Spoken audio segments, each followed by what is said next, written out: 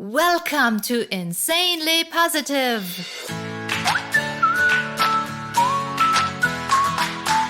Your oasis of joy when the world seems grey and full of grumpy faces.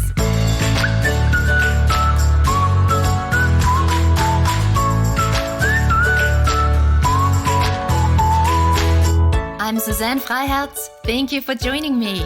I'll feed you buckets of joy to bring out your best self so you can live your best life. Hello everyone. It is so wonderful to spend time with you again. In this episode and in the following ones, we will activate joy. I will share techniques and some advice that I am doing myself and I have been doing for many years, and I have been sharing with my groups and classes and in seminars and in teachers trainings, and I know that they work really well. And so this is what we'll be doing in this episode and in a few more.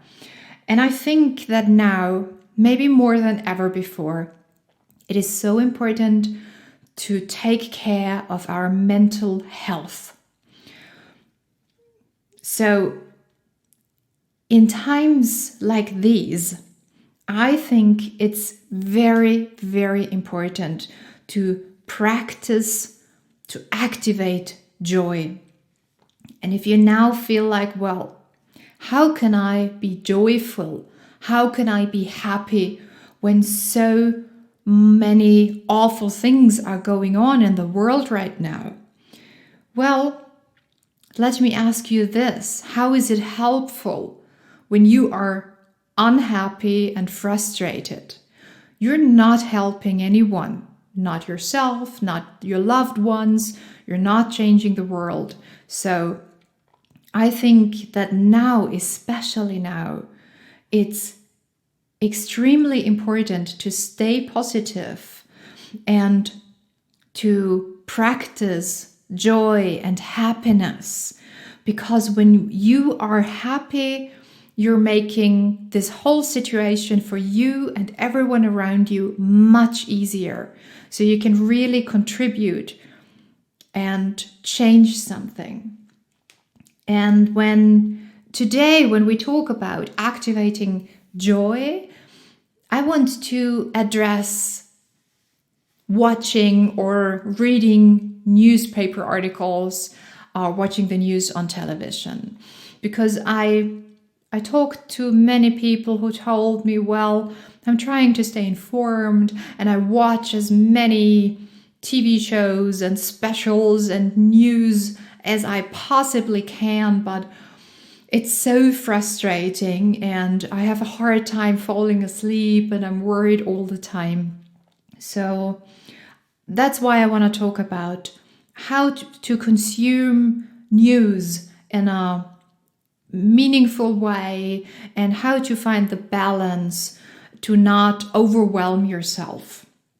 And let me start by sharing a little story how I learned that this balance between too much and not enough is very important when it comes to consuming news and staying informed, basically.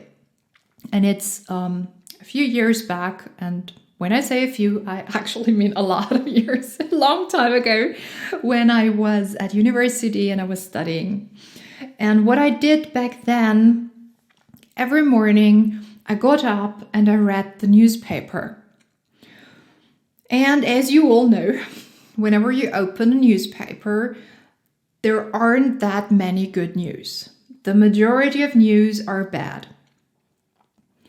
And so after a while, I noticed that I get up in the morning and I'm basically joyful and grateful that there is a new day that I am allowed to experience and to live. But then I sit down and I read the newspaper and it kind of drags me down and I'm frustrated and angry and all those things. And it took me some time to kind of recover from all the bad news. And after a while, I just noticed this pattern in my life and I thought about it. how is it helpful? How am I helping anyone? How am I changing the world when I get up and I'm frustrated and I'm down and it takes me a while to regain my energy and my positivity? And so I decided I have to change that. Because when you start the day with all the bad news and you feel like, oh, whatever I do today, there isn't anything really that I can change in this world, right? And it makes us feel small and powerless. But I do think, and I strongly believe, that we all can do a lot. We can all make positive changes for ourselves, for the people around us. I think we are powerful beings. So I had a bit of a kind of a dilemma, small one, but still, because I wanted to be informed. So not reading the newspaper was not an option. I wanted to be informed, but on the other hand, I didn't want to start my day with all the bad news and then spend time to kind of pick myself up again. So I decided that I will read the newspaper maybe late afternoon. And I gotta tell you, the difference was surprising and it was big. I got up in the morning and I was joyful and I was looking forward to the day and I was full of energy. And instead of reading the newspaper, I started to work for university, which I loved very, very much. And then I went to university and did some seminars and blah, blah, blah. And then I came home and then I read the newspaper. And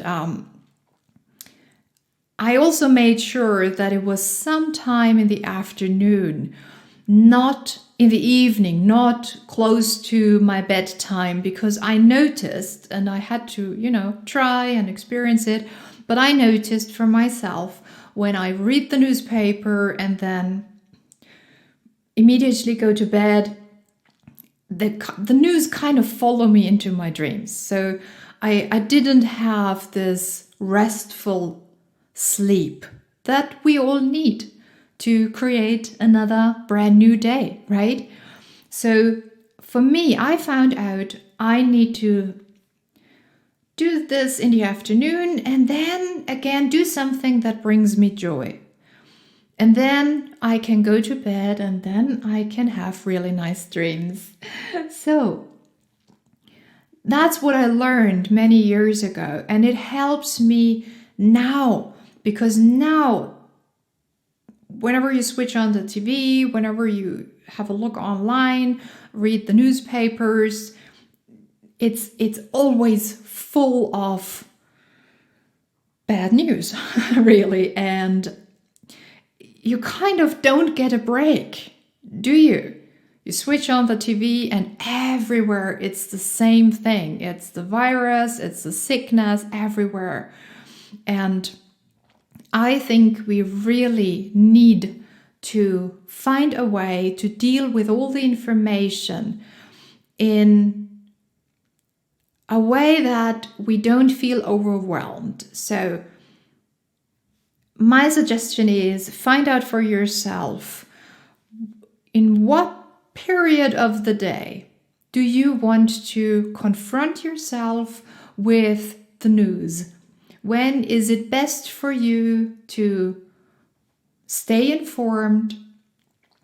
My suggestion would be don't get up and still in bed, grab your mobile and read through all the news articles before you even saw the sun, before you even had a breath of fresh air, before you even get up, before you even kiss your partner good morning or your kids.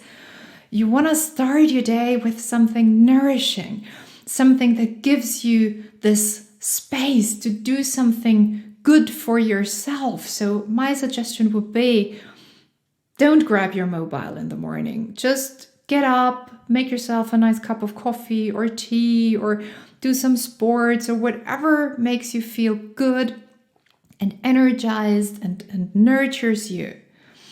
And you will see that when you start your day with something positive, the whole day is completely different. I've experienced exactly this years ago. It made such a huge difference.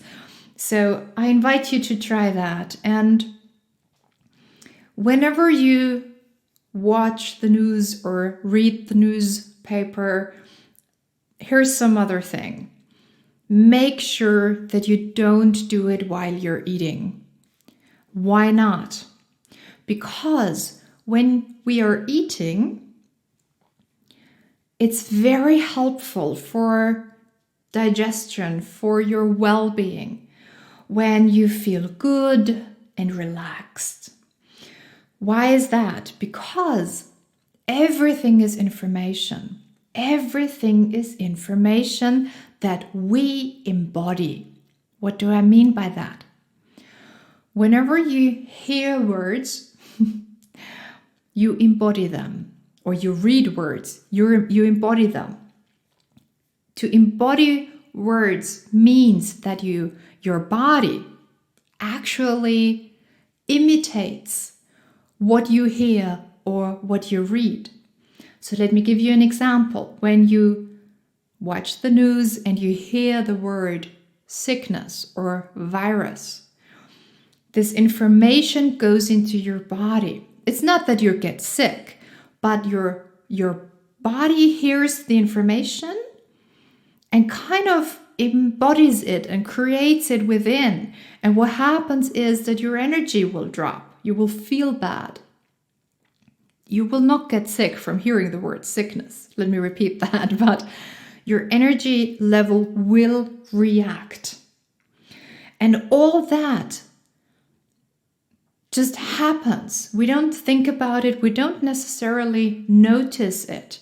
You can notice it now that you know it. But usually, whenever we hear bits and pieces of information, the body embodies it, imitates it, and it makes us feel a certain way. So there are experiments and studies where this is actually proven. So there is one thing where two groups of people were invited to participate in a study. And they thought the study was about something else. In truth, it was a linguistic study, and it was about how words change our behavior. And the two groups, they didn't know that this was the actual real topic of the study. They thought it was something completely different. And one group just did the whole thing, and the other group always heard words that referred to growing old, aging, all this, this feeling of just growing old and weaker and all that. And they didn't know. It was just kind of thrown in. So they didn't notice that they heard all these trigger words that triggered their body to embody being old, growing old. And what happened then was both groups were told, okay, the study is over. And they thought, okay, that's it. We're going home now. But in actuality, the study was still going on. And the two groups were being watched when they walked out of this facility. And what they saw was the one group who didn't hear all the trigger words about age, they just went in and out and nothing had changed. But the other group had heard all the words with age and growing old. And what actually happened was when they walked out of the facility, they were walking slower than they were coming in. When they came in, they didn't know about all this age stuff. Then they heard all the words, and they walked out, and they actually physically were walking slower. So that's what language can do. Language and words change not only our reality, our perception of the world, but actually they change our bodies and our behavior and our feeling about ourselves and the world. And that is immensely fascinating. And when we know that, how incredibly powerful language is and words are, I think it's pretty clear why we don't want to eat when we hear the news and we hear about sickness and virus and all that. And when we know that, when we know about the power of language, I think we can listen more closely what we say, what others say to us. And I know how powerful language is, not only from all these studies that are being done, but also from my own experience as a guide, as a Yuna guide, and when I train teachers.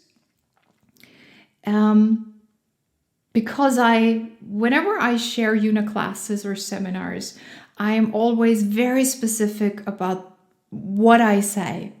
And I always choose words that are uplifting, that are making things easier, that are helpful to feel good about oneself, to build self-value, to feel full of energy. And I can see in my daily work that this makes a huge change, because words that we hear become our body, part of our body. So let me give you an example, not from the news, but something that I'm pretty sure you all have heard before. When you think about you've done a workout with a trainer and then you're doing some stretches, and there is a sentence that I'm sure you all have heard before, and people say you're stretching, and then your teacher, your guide, your coach, your trainer says something like, there is always one side tighter than the other. And you hear this and you might kind of shrug your shoulders and say, yeah, sure, that's not negative, that's just the truth. That's true, but it does something to you.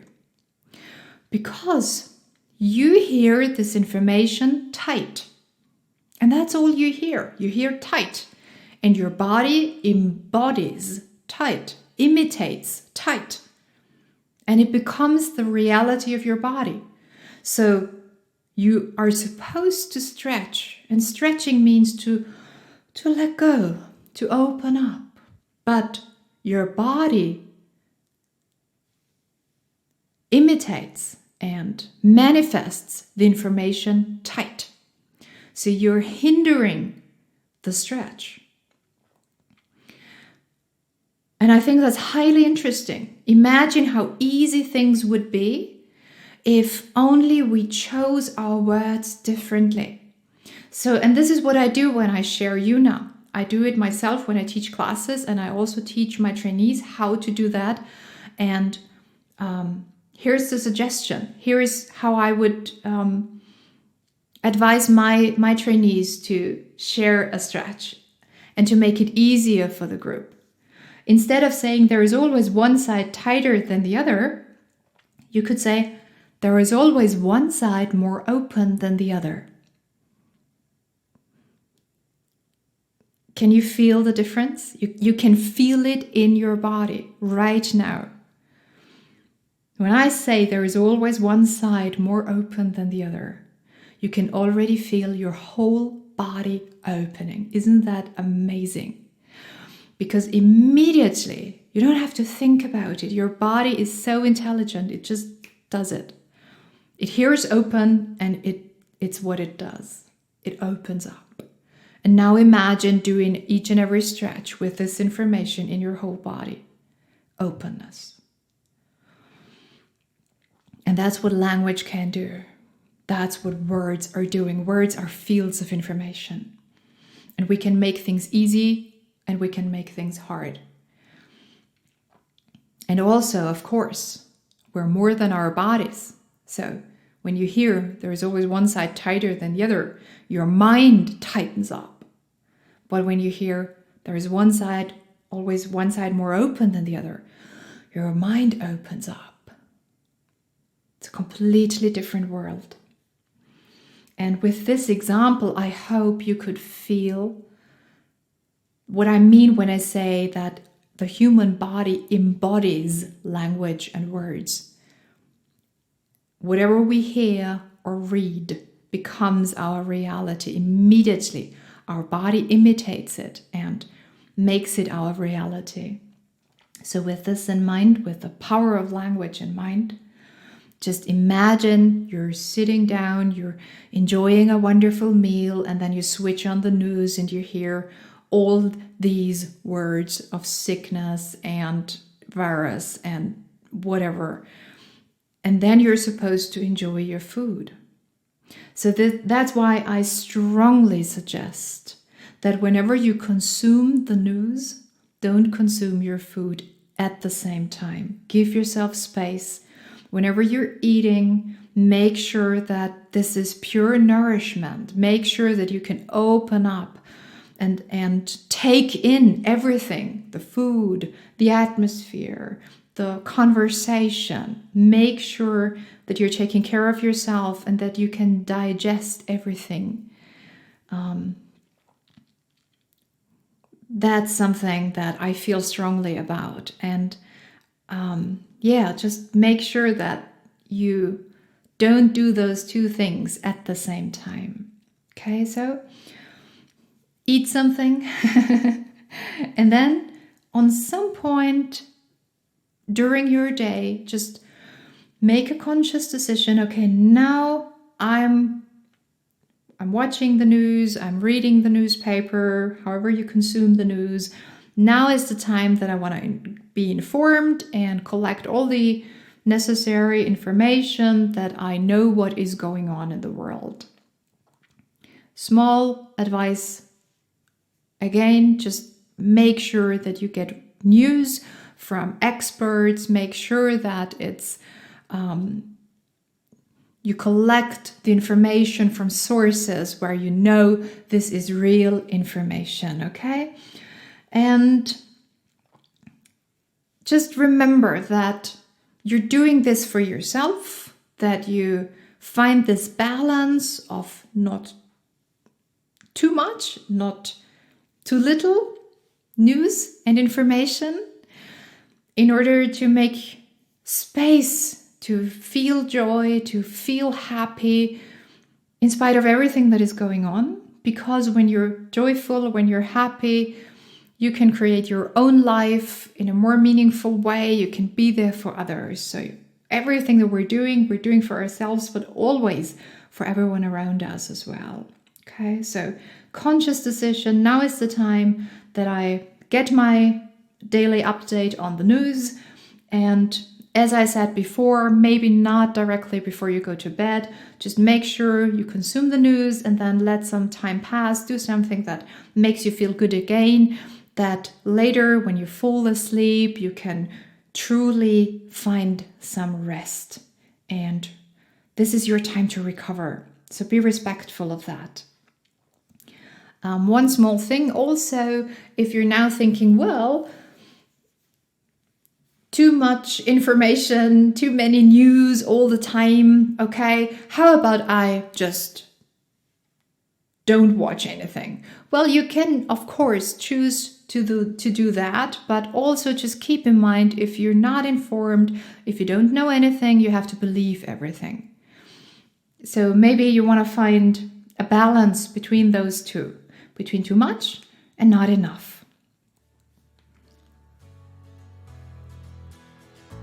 I hope that this helps a little bit and that you find your own balance and your time during the day when you feel, okay, this is the time, I'm gonna watch the news now, I'm gonna read the newspaper now, then I know what's going on, and then I'll do something joyful again for me and for my loved ones. That's it for today. I hope this was helpful. please come back and let's meet again next week, where we will activate joy with another technique, and I'm already looking forward to sharing this with you. If in the meantime you feel like you want to check out my website, I would be really, really happy. Woohoo! Check out yuna.com, yuna.com. You can find my blog there, articles, exercises you can join, practice you can do at home. Also, you can join me for my classes and my courses, and I'm happy to help you if you have any question. Just get in touch with me on my website or via social media. You can find me on Instagram. My name is Suzanne Freihertz, and Suzanne with a Z. And just, well, get in touch. Let me know. Thank you so much for our time together. Until we meet again next week, make sure to fill your life with positivity. Let positivity pervade your heart, every cell of your body, your beautiful mind, your emotions, and everything that you do and say and are. And create joy and bliss, shed the negative. The new normal is insanely